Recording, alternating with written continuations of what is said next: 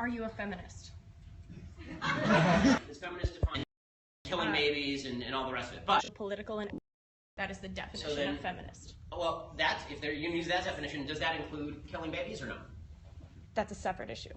Well, it's sort of the definition you gave me is vague because you actually have to break down what those terms mean to you, right? So I believe of course I believe women should vote. Of course I believe that women should be able to hold any job they want. I grew up in a house actually where my dad was at home and my mom worked.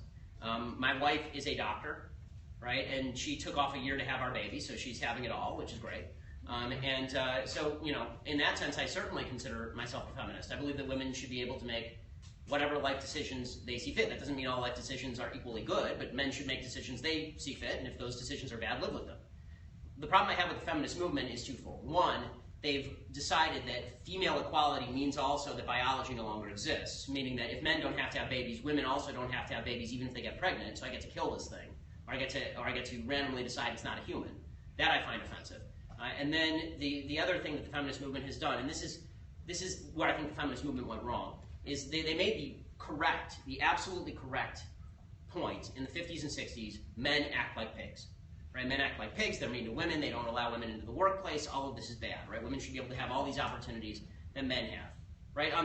Based on merit, not based on lowering standards, based on merit, right? And then the feminist movement went further. They said men act like pigs, therefore, we should, instead of calling on men to stop acting like pigs, let's all act like pigs. This will be the new standard, right? The new standard will be not that men should stick around and be responsible for the women with whom they have children. The standard should be that women don't need men. A woman doesn't need a man like a fish and doesn't need a bicycle, right? Except it turns out that women actually do need men and men need women.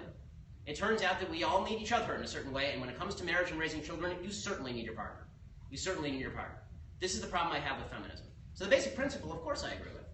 It's that the feminist movement, as it has been iterated and as it has changed over time, has become more and more radical to the point where they want separate standards for men and women, which is precisely the reverse of equality.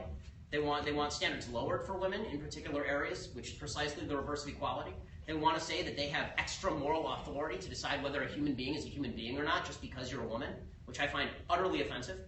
You know, so am I traditionally, again, according to your definition, absolutely I am a feminist. According to the feminists, no, I'm not a feminist because I don't believe in a lot of the evil things they're pushing.